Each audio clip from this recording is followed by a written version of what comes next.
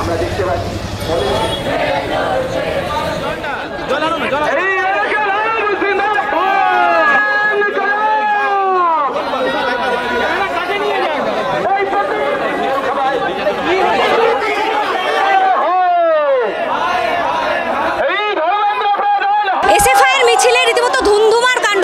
কি হয়েছে কুশপুতুল পড়ানোর সময় আমরা দেখলাম যেভাবে রীতিমতো হাতাহাতি শুরু হলো। মোহাম্মদ সাফিউল্লাহ আমাদের সঙ্গে রয়েছে, কি হচ্ছে জানতে।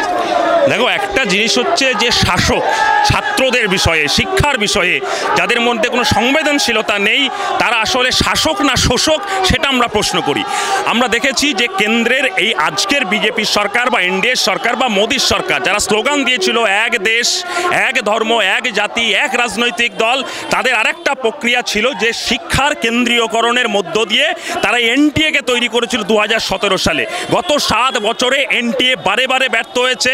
আসলে শিক্ষার কেন্দ্রীয়করণের মধ্য দিয়ে বিজেপি সরকার শিক্ষার দুর্নীতিকরণটাকে করেছে।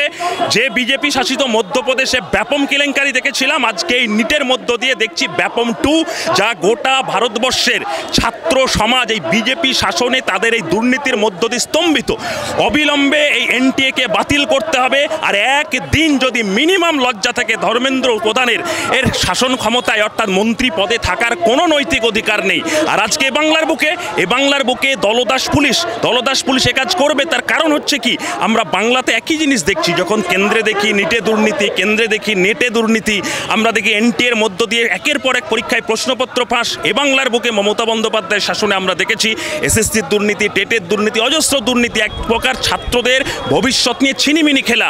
তাই এই মমতা বন্দ্যোপাধ্যায়ের সেই পুলিশ প্রশাসন, তারা দুর্নীতির বিরুদ্ধে ছাত্রদের যে স্বতঃস্ফূর্ত প্রতিবাদ, সেই স্বতঃস্ফূর্ত বিক্ষোভকে তারা দেখাতে চায় না। আমরা পুলিশ প্রশাসনকে বলতে চাই, যদি আপনাদের মনে হয় যে মোদি মমতার দুর্নীতিকে আটকানোর জন্য আপনাদের এই লাঠি, আপনাদের যে রাষ্ট্র ক্ষমতা প্রয়োগ করবেন, আপনারা উল্টোটা করুন, আপনার পোশাকটা খুলে দিয়ে আপনারা তৃণমূল বা বিজেপির দালালি করুন। আর না হলে নিজের পরিবারের সন্তানের ভবিষ্যতের কথা ভেবে আমাদের সঙ্গে এই ছাত্রদের ভবিষ্যৎকে সুরক্ষিত করবার এই মিছিলে সামিল হন। নিট এবং নেটের দুর্নীতির প্রতিবাদে তোমাদের এই মহা মিছিল, তারপরে দেখলাম কুশপুতুল পড়লে এবং এখানে একটা ধুন্ধুমার পরিস্থিতি, ঠিক কি হচ্ছে, কেন?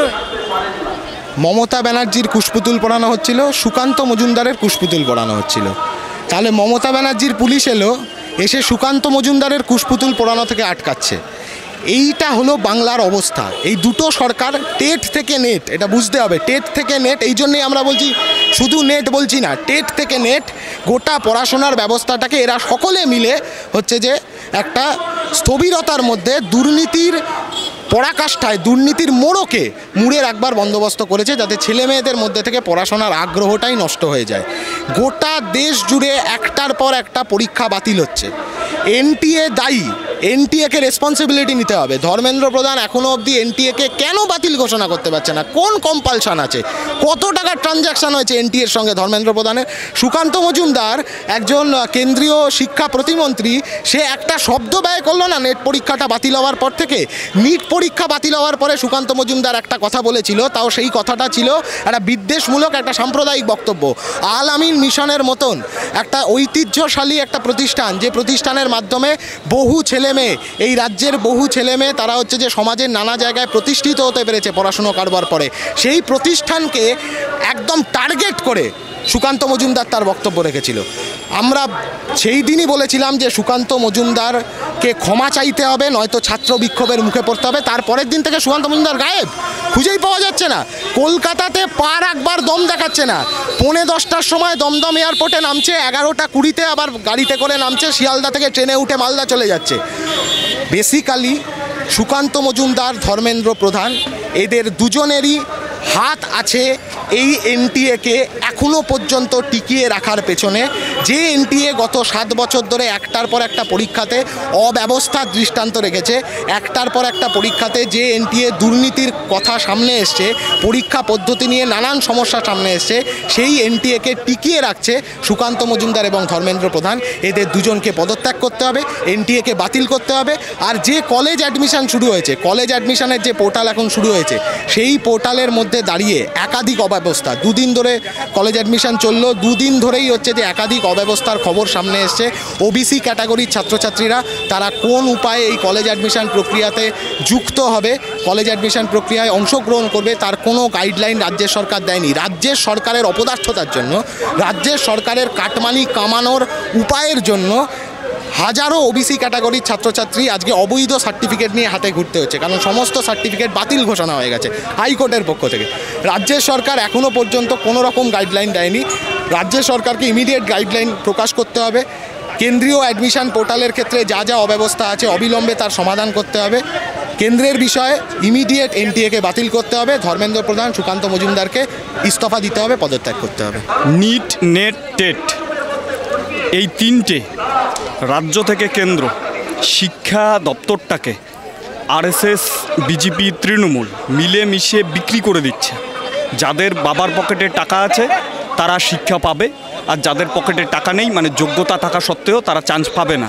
স্বাভাবিকভাবে পশ্চিমবাংলার বুকে মানুষের অভিজ্ঞতা আছে, শিক্ষার পরিকাঠামোকে ভেঙে ফেলার চেষ্টা করছে সরকার।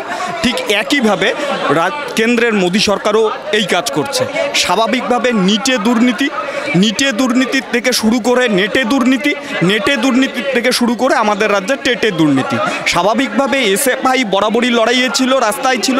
আমাদের পরিষ্কার দাবি, এর নিরপেক্ষ তদন্ত করতে হবে, যারা দোষী তাদেরকে শাস্তি দিতে হবে, কেন্দ্রীয় শিক্ষামন্ত্রীকে গ্রেপ্তার করতে হবে। এই রাজ্যের বুক থেকে নির্বাচিত সাংসদ সুকান্ত মজুমদার, তিনি কেন্দ্রীয় শিক্ষা প্রতিমন্ত্রী, তিনি আজকে পর্যন্ত একটা কথা বলেননি এই দুর্নীতি নিয়ে। এখানে পাবলিককে বোঝানোর চেষ্টা করা হয় নেট টেট দুর্নীতি নিয়ে তারা রাস্তায় থাকে, আর কেন্দ্র সরকারের যখন এই ধরনের দুর্নীতিগুলো হচ্ছে তখন একজন শিক্ষা দপ্তরের মন্ত্রী হয়ে তিনি চুপ থাকছেন। স্বাভাবিকভাবেই আমরা দাবি করছি সুকান্ত বাবুরও কোনো যোগ্যতা নেই ওই পদে থাকার। স্বাভাবিকভাবে তাকেও আমরা পদত্যাগের দাবি করছি, এবং আমাদের যে মূল দাবি এনটিএ তা বাতিল করতে হবে। এই যে মিছিল শেষে আপনারা কুশপুতুল যখন পোড়াচ্ছিলেন তখন মমতা ব্যানার্জির ছবি নিয়ে একটা সমস্যা শুরু হলো। মমতা ব্যানার্জির ছবি একজন টেনে খুব সম্ভবত তুলে নিলেন দেখলাম, এবং সেই নিয়ে আপনাদের একটা হাতাহাতি ধস্তাধস্তি, ঠিক কী ঘটেছিল, কেন এই পুলিশ বরাবরই দলদাস। এ রাজ্যের বুকে পুলিশ নিরপেক্ষ ভূমিকা পালন করে না। স্বাভাবিকভাবে পুলিশি মন্ত্রী মমতা ব্যানার্জি এবার মন্ত্রীর মান সম্মান রক্ষা করতে গিয়ে তাদের দপ্তরের মন্ত্রীর ছবি পুলিশ ছিঁড়ে ফেললো আমাদের সামনে। আমরা গণতান্ত্রিক পদ্ধতিতে কুশপুতুল দাহ করতাম। মমতা ব্যানার্জির মানে কুশপুতুল পোড়ানোর টেট কার নেতৃত্বে হয়েছে? রাজ্যের বুকে যখন বলা হয় যে সমস্ত উন্নয়নের পিছনে মমতা ব্যানার্জি, তো সমস্ত দুর্নীতির দায় কে নেবে? মমতা ব্যানার্জিকে নিতে হবে। গোটা দেশে যে শিক্ষা ব্যবস্থায় দুর্নীতি চলছে, স্বাভাবিকভাবে নরেন্দ্র মোদী নিজের গ্যারান্টি দেয়, মোদিকে গ্যারান্টি। স্বাভাবিকভাবে এই গ্যারান্টির ক্ষেত্রে কি বলবেন নরেন্দ্র মোদী? স্বাভাবিকভাবে কেন্দ্র সরকারের দায় যেমন নরেন্দ্র মোদীকে নিতে হবে, রাজ্যের শিক্ষা দপ্তরের যে বেহাল দশা, পাঠ্যপুস্তক নেই, 11-12 ছাত্রছাত্রীদের কাছে পাঠ্যপুস্তক নেই, 8,000-এর বেশি স্কুল বন্ধ হয়ে যাচ্ছে, তার দায় কে নেবে? কালকে থেকে কলেজ অ্যাডমিশনের ক্ষেত্রে পোর্টালের যা সমস্যা তৈরি হয়েছে এই সময়কালে, স্বাভাবিকভাবে এর দায় কে নেবে? মমতা ব্যানার্জিকে নিতে হবে। মমতা ব্যানার্জি এ রাজ্যের মুখ্যমন্ত্রী। স্বাভাবিকভাবে ব্রাত্যবাবু শিক্ষামন্ত্রী হতে পারে, তারও মন্ত্রী মমতা ব্যানার্জি। স্বাভাবিকভাবে মমতা ব্যানার্জিকে এই দায় নিতে হবে, তার বিরুদ্ধে আমাদের লড়াই।